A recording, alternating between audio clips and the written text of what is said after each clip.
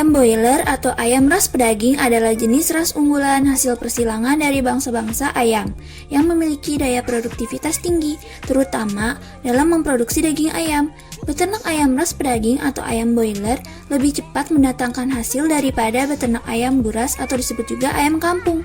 Pada umumnya, pemeliharaan selama 5-8 minggu, ayam broiler sudah mempunyai bobot badan antara 1,5 sampai 2,8 kilo per ekor dan bisa segera dipasarkan. Nah, salah satu hal yang perlu dipersiapkan dalam beternak ayam broiler adalah kandang. Tipe kandang ayam broiler umumnya terbagi menjadi dua, yaitu sebagai berikut.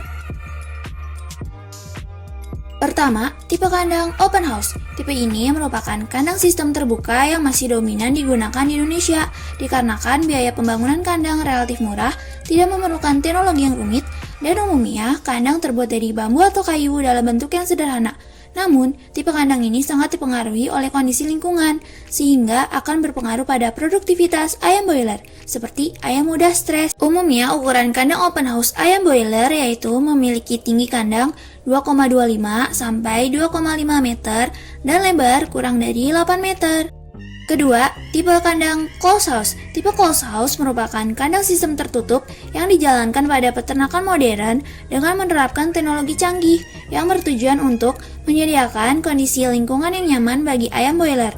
Contohnya seperti mengatur suhu dan kelembaban ideal sehingga meminimalkan ayam mengalami stres akibat perubahan kondisi lingkungan dan diharapkan mampu meningkatkan produktivitas ayam broiler.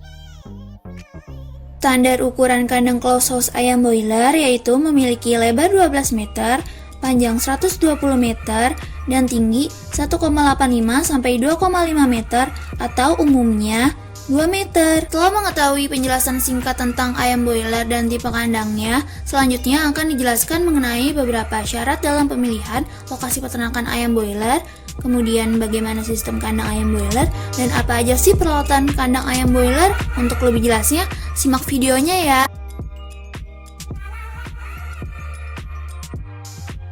Berikut ini akan dijelaskan tentang pemilihan lokasi peternakan ayam broiler. Syarat pertama yaitu lokasi kandang jauh dari pemukiman penduduk. Di sini terdapat beberapa contoh dari peternakan ayam broiler yang jauh dari pemukiman penduduk.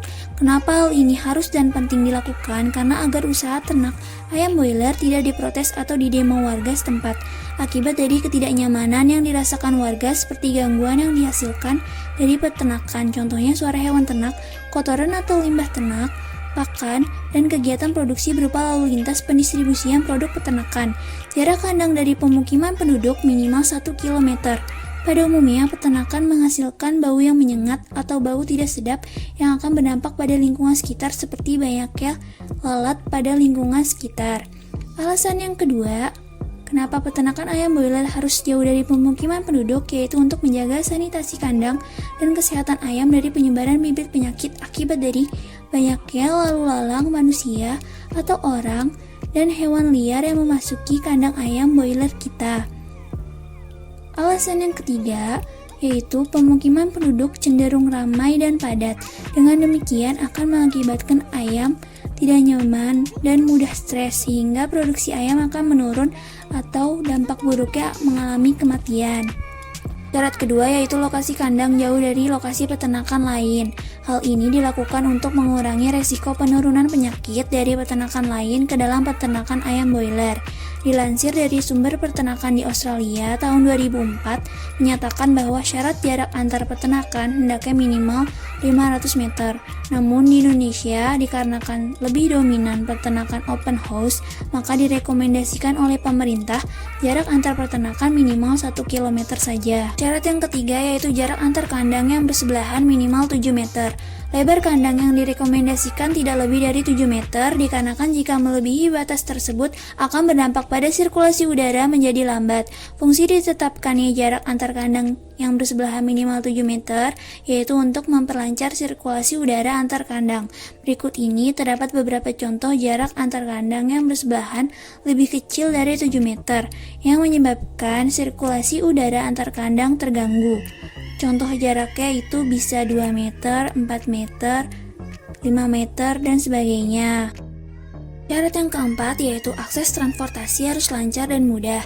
Hal ini dilakukan supaya proses pengangkutan hasil produksi atau hasil panen maupun bahan pakan dapat berjalan secara optimal, efisien, dan seefektif mungkin. Pastikan akses jalan menuju kandang mampu digunakan oleh truk atau mobil pick-up.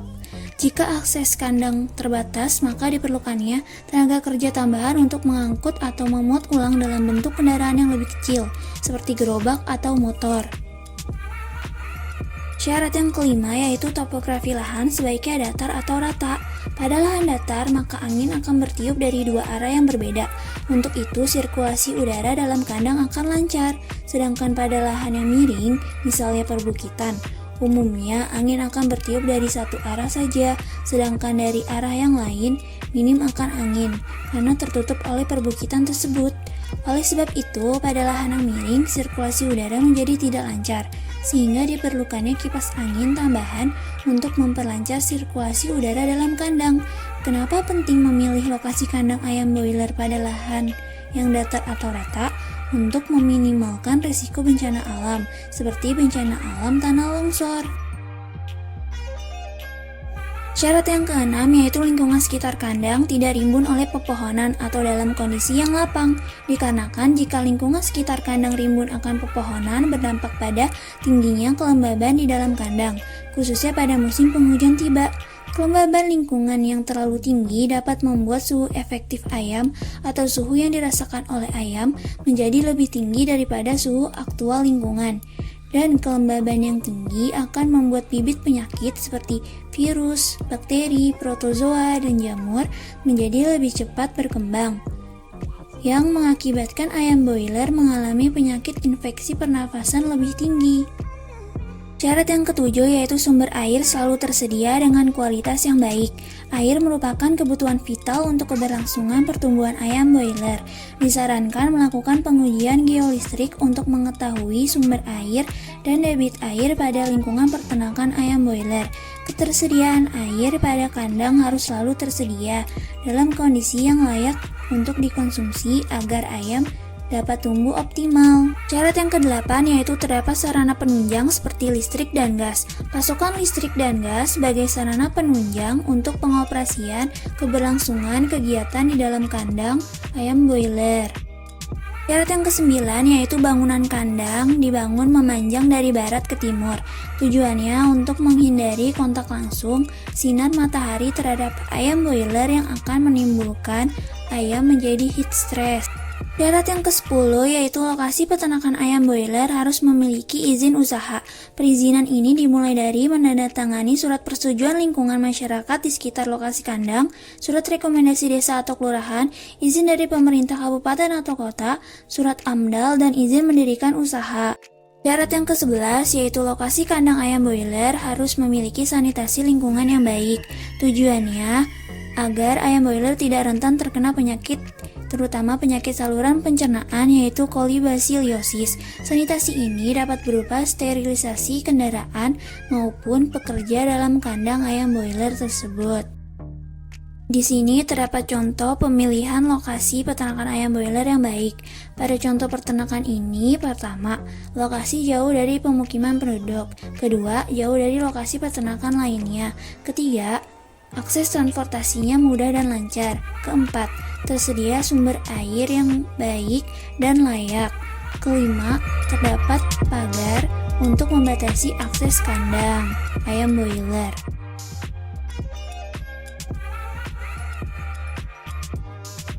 Untuk alas kandang tipe open house biasanya menggunakan liter. Liter sendiri sering disebut dengan istilah sekam. Liter atau sekam memiliki fungsi untuk menyerap kadar air dari kotoran ayam atau tumpahan air minum, sehingga kondisi kandang akan selalu kering. Selain itu, juga berfungsi untuk menyerap bau amonia dari dalam kandang dan memberikan kehangatan. Suhu hangat dihasilkan melalui mencegah masuknya angin dari bawah lantai, serta mencegah kaki ayam agar tidak langsung menyentuh dinginnya material lantai kandang. Penggunaan liter juga bisa meminimalisir penyebaran penyakit yang berasal dari kotoran ayam karena sekam atau liter akan dikaruk secara rutin dan dibuang untuk dijadikan pupuk. Ketebalan liter untuk kandang ayam sebaiknya sekitar 3-5 cm. Adapun penggunaan bahan sebagai liter kandang juga harus bisa memenuhi syarat, yaitu mampu menyerap air, ringan, mudah didapat, dan tidak beracun. Berikut merupakan penggunaan bahan lain sebagai liter selain sekam. Bisa dilihat pada gambar yang A merupakan serbuk gergaji atau sawdust. Serbuk gergaji memiliki karakteristik yaitu dapat menyerap air tinggi, struktur halus dan padat. Namun, serbuk gergaji memiliki kekurangan yaitu mahal, persediaan terbatas, lebih mudah berjamur, dan berdebu. Kemudian, untuk gambar yang B adalah kulit kacang. Kulit kacang memiliki kekurangan yaitu di mana mudah menggumpal dan mudah ditumbuhi jamur. Kemudian, gambar yang C adalah sekam seperti yang kita sudah bahas sebelumnya. Lalu, untuk gambar yang D adalah jerami, di mana jerami ini memiliki sisi positif yaitu bebas debu, murah dan mudah didapatkan. Selain itu, jerami memiliki kekurangan yaitu daya serap air yang kurang baik. Selanjutnya, untuk gambar yang E adalah potongan kertas, di mana potongan kertas ini memiliki kelebihan yaitu cepat menyerap air. Namun, potongan kertas ini juga memiliki kekurangan, yaitu lebih cepat menggumpal, sisa tinta pada kertas tepat bersifat toksik terhadap ayam, dan persediaan terbatas. Selanjutnya, untuk gambar yang terakhir yaitu gambar yang F adalah bonggol jagung cacah, di mana bonggol jagung cacah ini memiliki kelebihan yaitu murah, namun dia memiliki kekurangan yaitu daya serap air yang kurang baik dan mudah ditumbuhi jamur. Untuk sistem ventilasi kandang open house, seperti yang kita ketahui, open artinya terbuka, di mana bisa kita lihat ventilasinya hanya mengandalkan ventilasi terbuka dari udara segar yang masuk ke dalam kandang.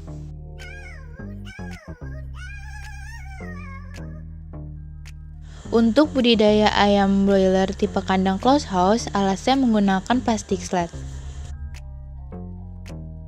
Jadi, plastik slat ini adalah sebuah alat sebagai pengganti alas untuk sistem flooring pada sistem kandang closed house.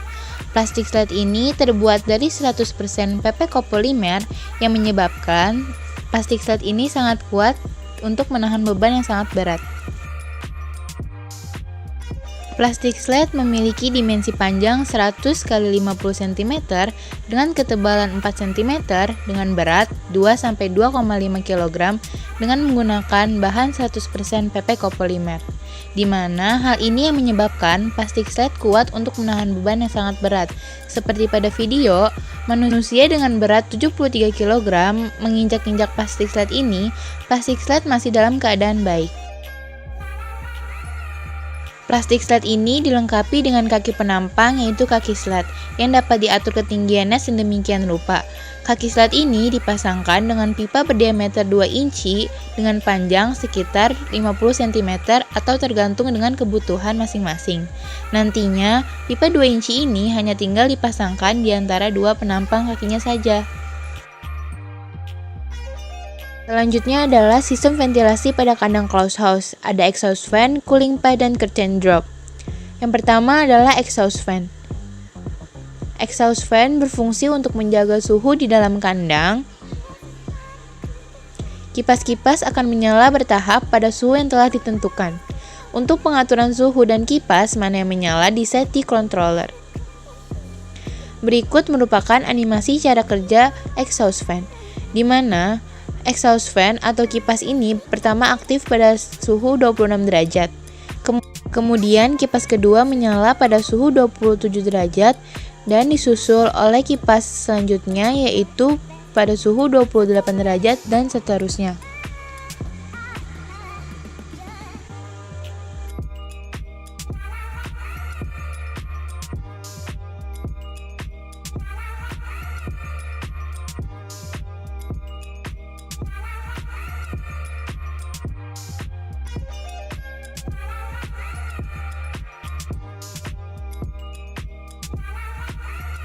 Yang kedua yaitu ada cooling pad. Cooling pad berfungsi untuk menurunkan suhu di dalam kandang. Berikut merupakan animasi cara kerja cooling pad. Pada suhu tertentu, pompa akan mengalirkan air ke cooling pad.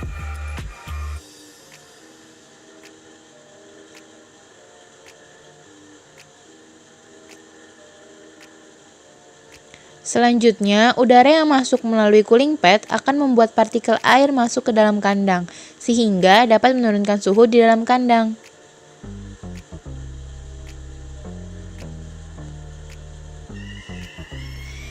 Berikutnya adalah curtain drop. Curtain drop ini berfungsi untuk menurunkan tirai ketika listrik padam, agar sirkulasi udara di dalam kandang tetap terjaga.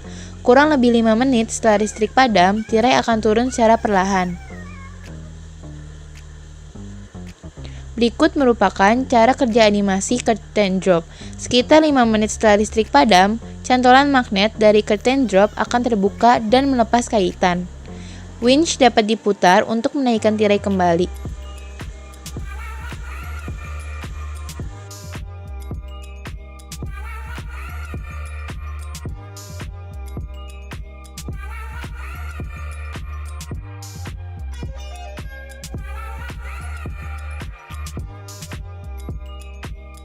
Alat-alat kandang close house yang pertama adalah super feeder.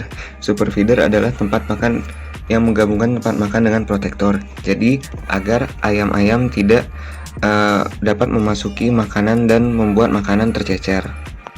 Kemudian harga dari super feeder ini pun juga cukup bervariasi.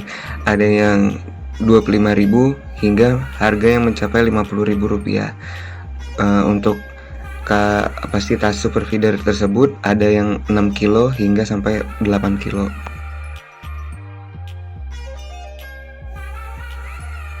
Lalu yang kedua adalah baby chick feeder. Baby chick feeder adalah kreativitas baru pengembangan dari feeder tray yang digunakan pada masa brooding atau maksimal selama 15 hari. Dengan baby chick feeder, pakan tetap dalam keadaan bersih, tidak tercampur litter maupun kotoran ayam selama masa brooding karena ayam tidak memasuki dalam baby chick feeder tersebut. Untuk ukuran satu tray baby chick feeder itu dapat menampung 50 ayam DOC.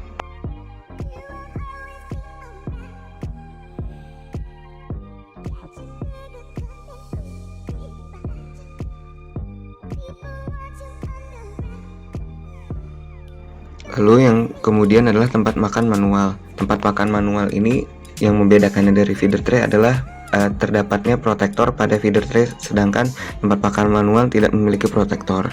Kekurangan dari tempat pakan manual adalah ayam dapat memasuki dan juga dapat membuat pakan tercecer.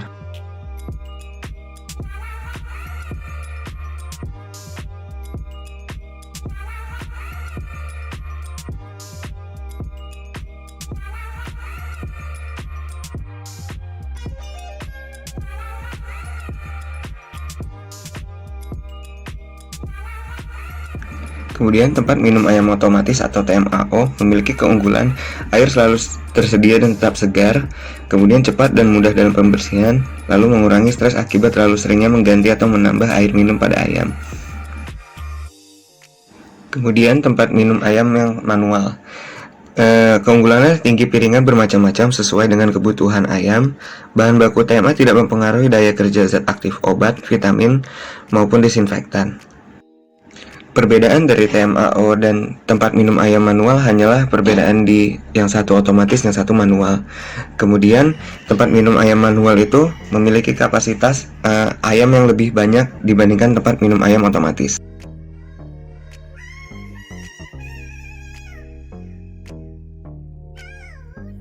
Selanjutnya adalah nipple drinker. Nipple drinker itu mengalirkan air secara tertutup dari dalam pipa sehingga lebih higienis.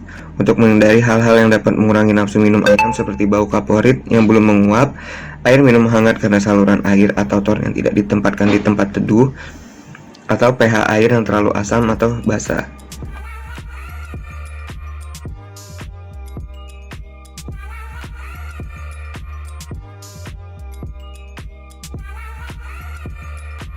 Kemudian peralatan berikutnya adalah terpal.